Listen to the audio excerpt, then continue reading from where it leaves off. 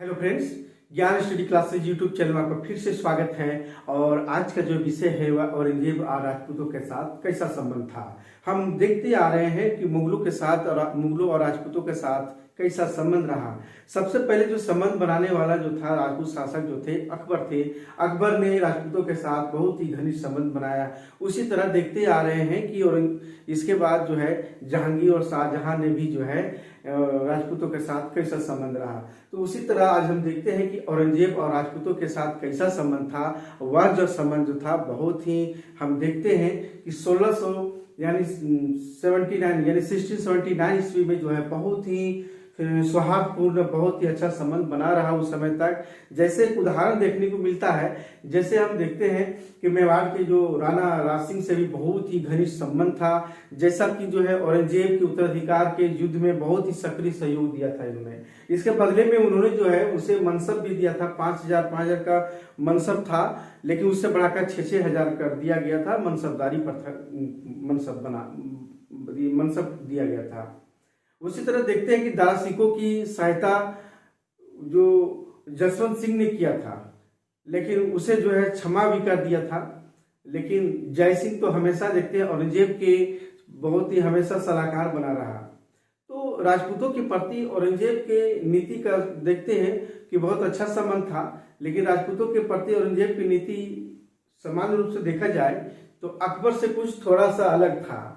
क्योंकि अकबर के समय जिस तरह से सहिष्णुता और सद्भावना का था, इस काल में कुछ अभाव होने लगा था औरंगजेब के समय में। ये खटास कब आने लगा, जब जसवंत सिंह मारवाड़ की जो राजा जो थे शासक थे, यानी जसवंत सिंह की मृत्यु के बाद औरंगजेब जो है उनके पुत्रों में जो उत्तराधिकार की समस्या में औरंगजेब ने जो है हस्तक्षेप करने की कार्रवाई में राठौरों को जो थे वहां के सबको नाराज कर दिया।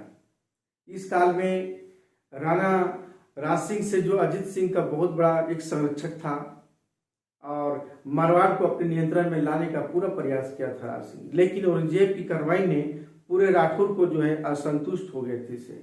औरंगजेब की असंतुष्ट हो गए। लेकिन इसमें हम देखते हैं कि दुर्गादास राठौर के अंतर्गत है, उनके प्रति विद्रोह करने का पूरी ठान लिया। राठौरों जितने भी थे, राठौरों को मेवाड़ का समर्थन था।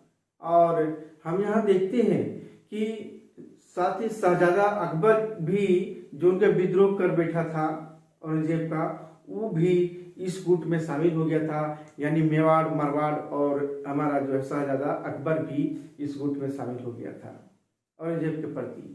औरंगजेब को राज सिंह का उत्तराधिकारी से संधि करनी पड़ी अंतिम रूप से, ताकि इसीलिए किया क्योंकि मेवाड़ मारवाड़ का समर्थन ना करे। एक लंबे समय युद्ध करने के बाद ही 1698 ईस्वी में औरंगजेब ने राणा अजीत सिंह को मारवाड़ का शासक स्वीकार कर लिया। लेकिन मुगल वहां की राजधानी पर से हटने को तैयार नहीं थे, नियंत्रण हटाने को तैयार नहीं हुए थे। उधर मेवाड़ के राणा भी जो है मुगल को जो है अपने परगने सौंपे जाने के कारण बहुत ही असंतुष्ट हो गया था। इस स्थिति में हम देखते हैं कि 1707 ईस्वी में औरंगजेब की मृत्यु हो गई, लेकिन कोई परिवर्तन नहीं हुआ था। तो आइए हम लोग देखते हैं कि सबसे पहले कैसा संबंध रहा कि हमारा जो है औरंगजेब और राजपूतों के साथ संबंध जो है। मारवाड़ जो जोधपुर है वह 1678 ईस्वी में मारवाड़ के शासक जसवंत सिंह की स्वाभाविक मृत्यु हो जाती है। और इसके बाद ही जो है मुगलों के और राजपूतों के साथ खटास होना प्रारंभ होती है, क्योंकि जसवंत सिंह का कोई वैध उत्तराधिकारी नहीं होने के कारण मारवाड़ को अपने अधीन में कर लिया था औरंगजेब। तो उसकी मृत्यु के बाद हम देखते हैं कि फरवरी 1679 ईस्वी में जसवंत सिंह के 2 पुत्र हुए थे। उनके मृत्यु के बाद तो एक की तत्काल मृत्यु हो गई थी, और दूसरे को लेकर उनकी पत्नी जो है दिल्ली चली गई और उस बच्चे को लेकर के कहा दिल्ली चल गई औरंगजेब के पास। औरंगजेब से मारवाड़ का शासन मांगा, लेकिन औरंगजेब ने पहले ही जोधपुर के जो है टीका का अधिकार, यानी वहां 36 लाख रुपये में जसवंत सिंह के बड़े भाई अमर सिंह के पुत्र इंद्र सिंह को देने का निश्चय कर लिया था। क्योंकि औरंगजेब को 36 लाख रुपये मिल चुका था और उसे जो वहां का जो है पूरी जिम्मेवारी उसी को सौंपा था, यानी जसवंत सिंह के बड़े भाई अमर सिंह के पौत्र इंद्र सिंह को देने का निश्चय किया था। फिर बाद में देखते हैं कि जसवंत सिंह के पुत्र जो अजीत सिंह थे उसको मनसब प्रदान कर दिया गया। बाद में क्या किया कर दिया गया, मनसब बना दिया गया, मनसबदारी प्रथा के द्वारा। और औरंगजेब ने उसे आश्वासन दिया कि मारवाड़ के 2 परगने यानी सजबत और जयातरन, ये दोनों जो परगने जो थी उसकी जागीर बनी रहेगी। क्या कहते कि उनकी हमारी जागीर बनी रहेगी। इधर देखते हैं दुर्गादास राठौर अजीत सिंह को जो है दोनों में हुआ था, कुछ विद्रोह हुआ था। तो विद्रोह होने के बाद जो है दुर्गादास अजीत सिंह को जो आगरा के किले से निकलने में सफल हुए और जोधपुर के सिंहासन पर बैठाया। दुर्गादास राठौर जो है समर्थन पूरा था अजीत सिंह को, क्योंकि जसवंत सिंह के पुत्र थे। और इस तरह से देखते हैं कि औरंगजेब ने आक्रमण कर दिया इससे, और दुर्गादास राठौर और अजीत सिंह मेवाड़ के राणा के पास पहुंचे। तब औरंगजेब जब आक्रमण किया तब दुर्गादास राठौर और अजीत सिंह कहाँ गए, वो चल गए मेवाड़ के जो है राणा वहां के पास पहुंचे, जय सिंह के पास, तो राज सिंह के पास, सॉरी। मेवाड़ के राजा ने क्या किया, इन्हें गुप्त स्थान पर भेज दिया, यानी दुर्गादास राठौर और अजीत सिंह को गुप्त स्थान पर भेज दिया। औरंगजेब ने क्या करता है, औरंगजेब ने मेवाड़ के शासक जो है राज सिंह पर आक्रमण कर दिया। क्या कर दिया, राज सिंह पर आक्रमण कर दिया। तो राज सिंह भी भागकर कहां चले गए, राज सिंह भागकर बौद्धनौर की पहाड़ी में छिप गए। अंतिम रूप से देखते हैं कि 1680 ईस्वी तक मुगलों ने मेवाड़ को पराजित कर दिया, और इसी समय 1681 में शहजादा अकबर का विद्रोह भी हुआ। यानी मेवाड़ को पराजित कर किया, लेकिन इसी समय 1681 ईस्वी में जो है इनके पुत्र जो थे विद्रोह कर दिया था शहजादा अकबर ने। शहजादा अकबर अब क्या करता है कि मेवाड़ के राणा और दुर्गादास राठौर के साथ एक समझौता हुआ कि भावी सम्राट जो है शहजादा अकबर ही जो है बनेंगे। यही कहा गया कि अकबर और मेवाड़ और मारवाड़ की सेना सम्मिलित होकर दिल्ली की ओर बढ़ी लड़ाई करने के लिए। इसी समय देखते हैं कि जो है ग्वालियर के निकट ही जो है औरंगजेब की सेना के साथ जो है लड़ जाती है, लड़ाई होती है। औरंगजेब की सेना ने इस सभी संयुक्त सेना को पराजित कर दिया, यानी शहजादा अकबर का मेवाड़ और मारवाड़ की जो संयुक्त सेना थी, यानी औरंगजेब ने जो है पराजित कर दिया। अब क्या होता है कि शहजादा अकबर को जो है दुर्गादास राठौर ने मराठा साहू के पास भेज दिया। अब क्या करता, दुर्गादास राठौर ने क्या किया, मराठों के पास भेज दिया, इसे मराठा शासक जो साहू थे, साहू के पास भेज दिया। इसका पीछा करते हुए औरंगजेब महाराष्ट्र तक भी पहुंच गया था, यानी शहजादा अकबर को लेकर के।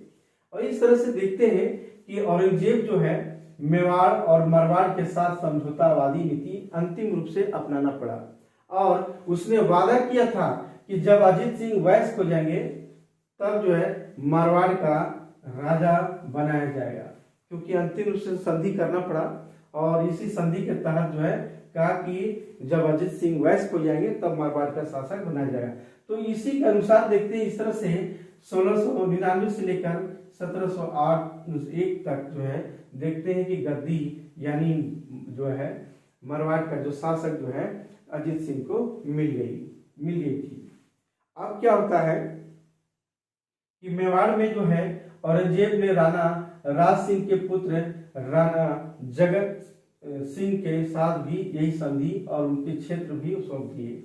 यानी मेवाड़ के साथ भी, क्योंकि मेवाड़ को भी पराजित कर चुका था, और औरंगजेब ने जो है राणा जो राज सिंह के जो पुत्र थे वो राणा जो है जगत सिंह थे, उनके साथ भी संधि की, और उनके जो क्षेत्र थे उन्हें वो क्षेत्र औरंगजेब ने सौंप दिया।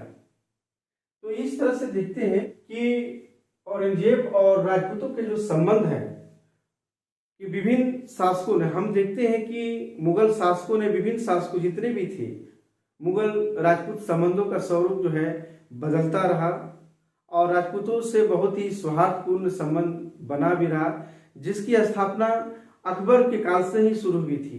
क्योंकि अकबर जानता था कि जब तक राजपूतों का सहयोग नहीं होगा तब तक इतने बड़े साम्राज्य का विस्तार करना इतनी आसान नहीं है, और वे बखूबी उन्हें अनुभव था। इसीलिए उन्होंने जो है मुगलों के साथ भी जो है, और परिस्थितियां भी ऐसी बनती गई जो मुगलों का और राजपूतों का साथ संबंध बनते गया। और मुगलों के साथ संबंध बनने से भी अकबर को जो है बहुत ही फायदे भी हुआ, लाभ मिला इतने बड़े हिंदुस्तान पर कब्जा करने के लिए। तो हम देखते हैं कि अकबर काल से शुरू हुई थी, जो मुगल साम्राज्य के लिए विस्तार के लिए बहुत उपयुक्त था। लेकिन अकबर के बाद देखते हैं कि धीरे धीरे जितने भी शासक हुए, या जहांगीर हुए, शाहजहां या औरंगजेब के समय में थोड़ी कहीं ना कहीं जो है खटास आना प्रारंभ हुई।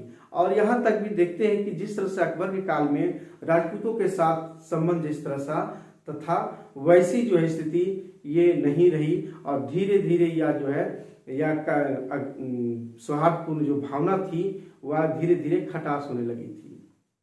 साम्राज्य विस्तार के लिए जो है अकबर काल के लिए बहुत ही उपयुक्त था, और लेकिन अंतिम रूप से औरंगजेब के समय तक देखते हैं कि साम्राज्य विस्तार करने में बहुत ही खटास हुई।